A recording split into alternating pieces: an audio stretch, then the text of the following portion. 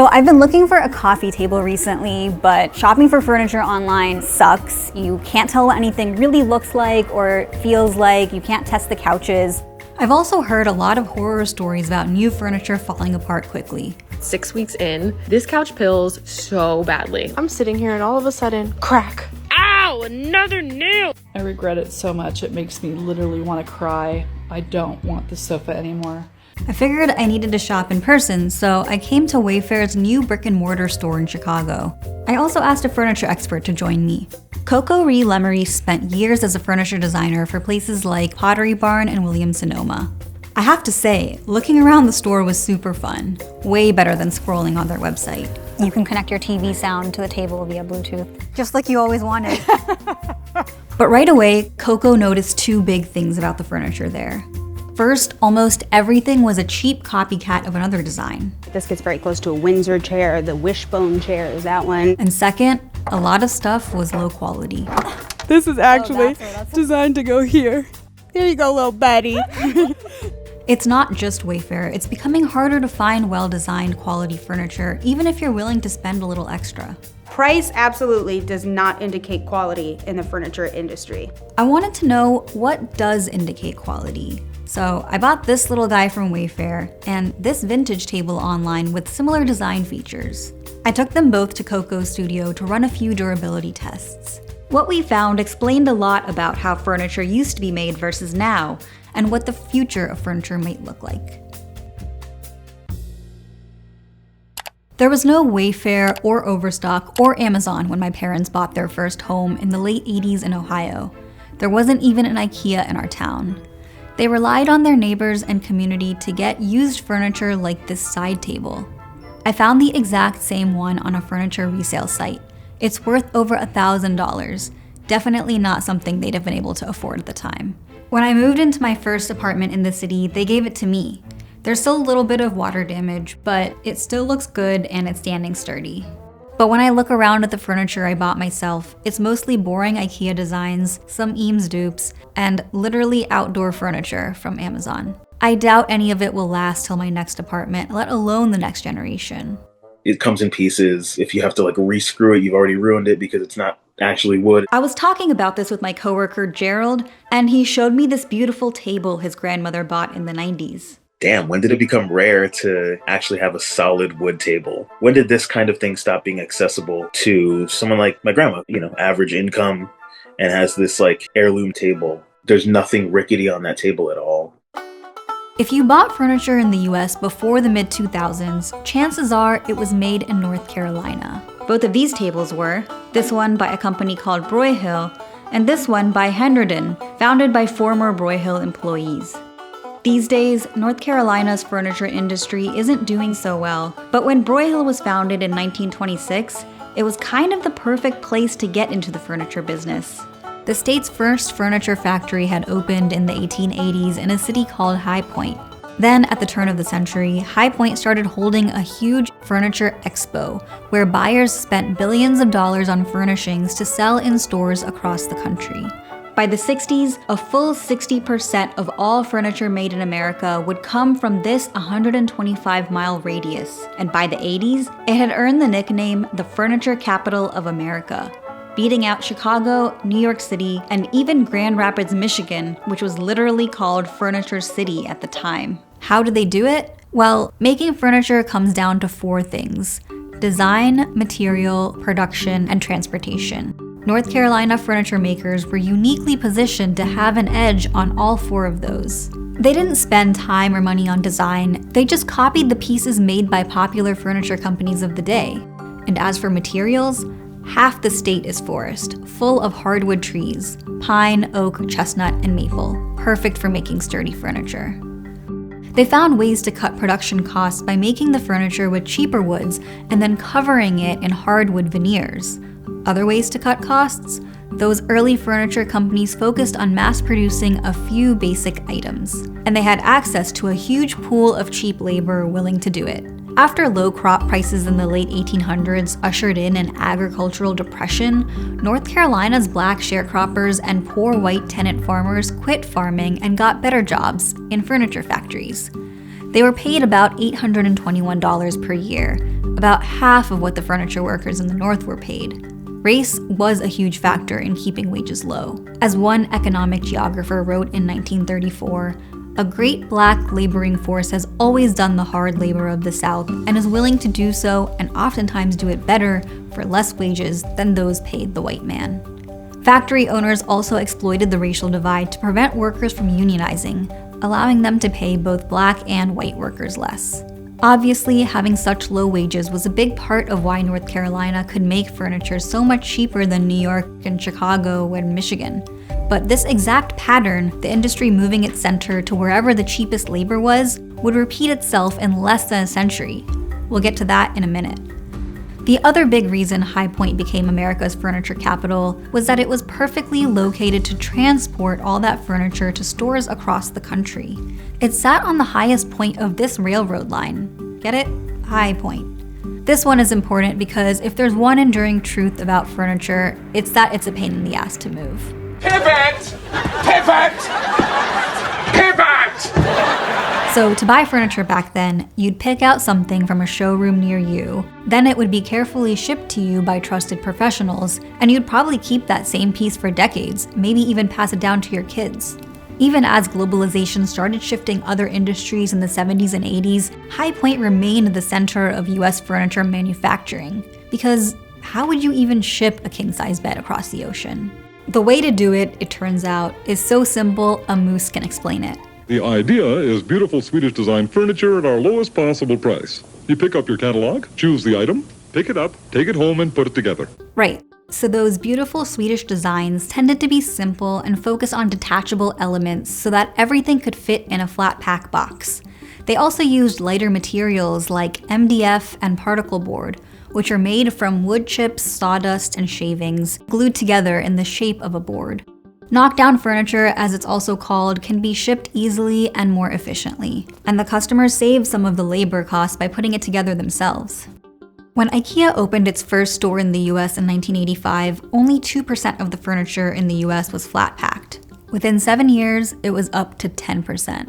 It definitely readjusted what people expect.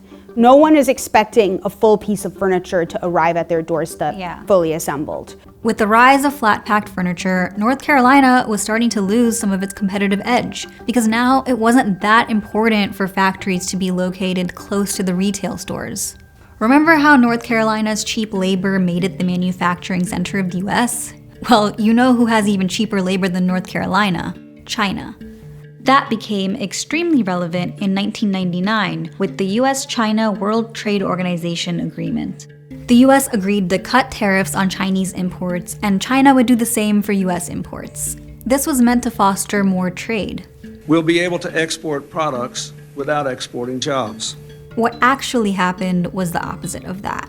Through the 2000s, American furniture makers started moving factories from North Carolina to China, laying off more than 1,000 American workers a year. By 2005, 36% of their sales came from furniture they imported from China. But don't worry, that backfired for them pretty quickly. The Chinese factory owners they contracted with learned how to make American-style furniture and started their own companies competing directly with US manufacturers. Here's how important cheap labor is. Chinese companies could import US lumber, make the furniture, ship it back to the US for assembly, and still afford to sell it for less than American companies could. Within 7 years, 60% of the US furniture market was controlled by Chinese companies. There were 700,000 Americans working in furniture manufacturing in 2000. By 2010, it was down to about 350,000, half the industry gone in a decade. Factory closures hit North Carolina the hardest. Entire towns were left unemployed. That is what we live off of here in this county is furniture. And in 2007, as if to put salt in the wound, IKEA opened a warehouse just an hour away from High Point. There's one more important part of IKEA's strategy that the Moose didn't mention, but you can see it in this IKEA ad from 2002 that Spike Jonze directed for some reason.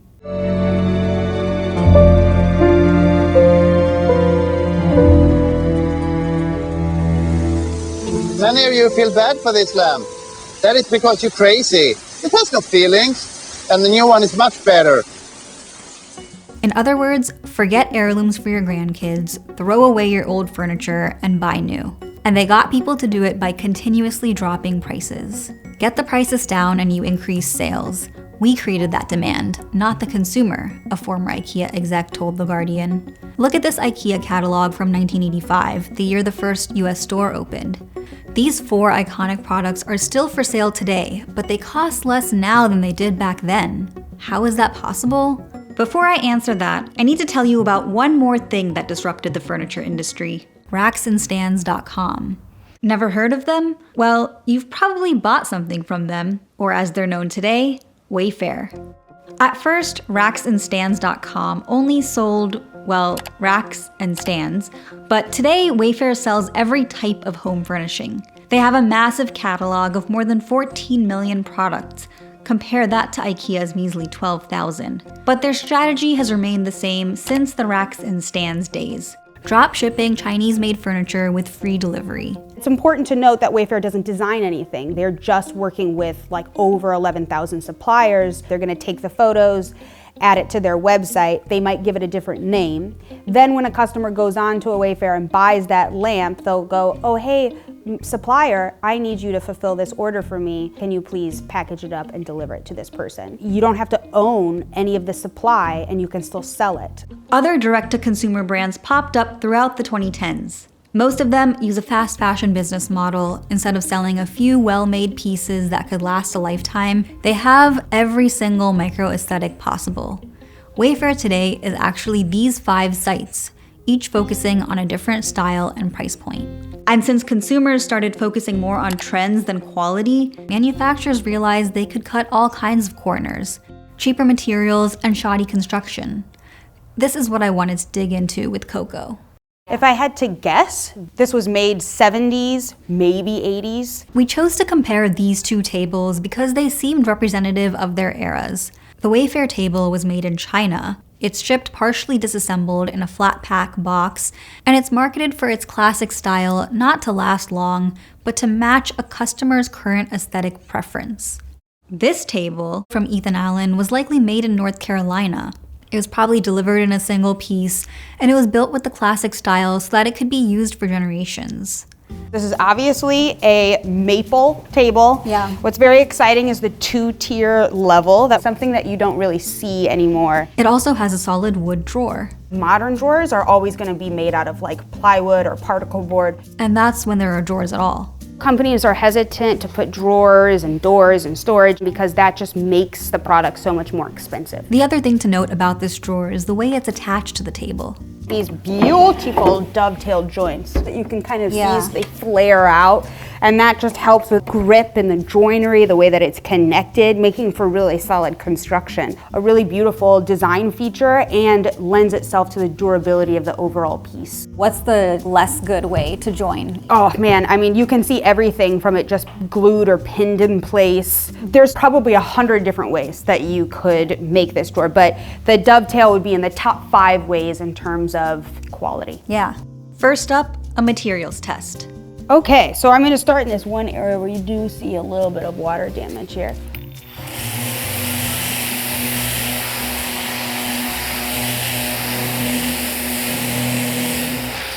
So obviously this looks like this is still the maple. So my guess would be that this is actually solid maple and not veneered at all. I don't know if you saw that water damage that was there, but just by knocking it down, I could very easily sand this entire thing and refinish it, no problem. Meanwhile, the Wayfair table.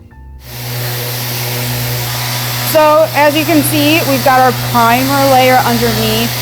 And we also have MDF, a medium density fiberboard. The dust from MDF is far more dangerous than the dust of plywood or any sawdust. It's also really bad for water. Old IKEA lac tables or something that get really bubbly, that's because water has penetrated the MDF layer.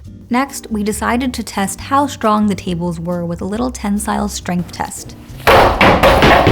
Okay, let's see this next one.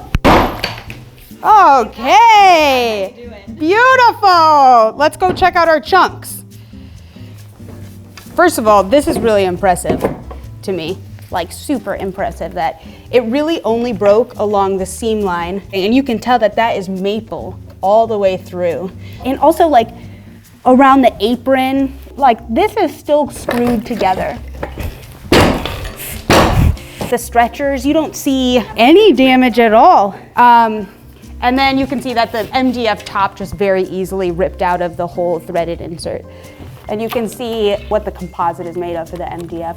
It feels soft. Yeah, it's like feels paper. almost like paper. Yeah. You can see similar trends with couches. MDF and particle board instead of solid wood frames. And in place of traditional joinery techniques, they attach the pieces together with brackets so you can assemble it at home. Today's couches also cut corners on leather quality and use lower density foam inside. It's no wonder couches are less comfortable and don't last as long. This is also how IKEA manages to keep lowering the price on the same item, and the strategy works. Today, IKEA reports selling one Billy bookcase every 5 seconds and making one every 3 seconds. All these trends have caused furniture to get cheaper relative to the price of other consumer goods. Today, you can furnish an apartment for less than the cost of 1 month's rent in some places. And I think it's important to say here, for a lot of us, fast furniture is our only option. As housing prices skyrocket and wages stay stagnant, most of us can't afford new high-quality furniture, and looking for stuff secondhand is time-intensive. So until we solve these issues, fast furniture probably isn't going anywhere. That was especially evident during the pandemic. During the lockdown, I started working from home and bought a desk from Wayfair, and I wasn't the only one. Wayfair was up 50% in customers. Fast furniture hasn't even reached its peak, but it's already led us to dystopian places, like Amazon announcing a $20 couch. You know that thing's gonna end up in a landfill within a year. Now, to sum things up, I'm gonna turn to an unexpected source. North Carolina, you were the furniture capital of the world, but now so much of that business has been stolen from you, and it's made in China and other places. You buy some of these chairs that they sell you now, they break after about 2 months. The people are laying on the floor. And then on top of it all, you get sued because they fell out of a chair at a hotel. That sounds a little too specific to be hypothetical. At first glance, this narrative sounds really similar to the one I've told you, but they do differ in some key ways, so let's take it one part at a time. First, it's true that North Carolina furniture jobs moved overseas, but it's worth noting that these were still decisions made by CEOs. If more companies had prioritized their workers over profits during that transition, the impact could have been less severe on American workers. The other claim Trump makes is that furniture got worse because of this move to China. But just because your furniture was made in Asia, it doesn't mean it's inherently worse. When you visit these factories, there's like beautiful craftsmen and women bringing these products to life and giving them individual care and attention. Plus, a single factory is probably making high, medium, and low quality furniture. All the furniture companies are sourcing from like the same 10 major places. So Wayfair stuff, Restoration Hardware stuff could be being made by the same Crate factory. and Barrel, yeah, they could all be made by the same factory very easily. And what you don't hear Trump talk about is what happens when those retailers set super low prices. It puts the burden on factories to meet those price points. The factories are in bidding wars against each other. Right. You're sending out one spec, and sometimes you're getting 2 different samples from 2 different places, and oftentimes you're going with the cheapest one. Only one person can win that Totally. contract.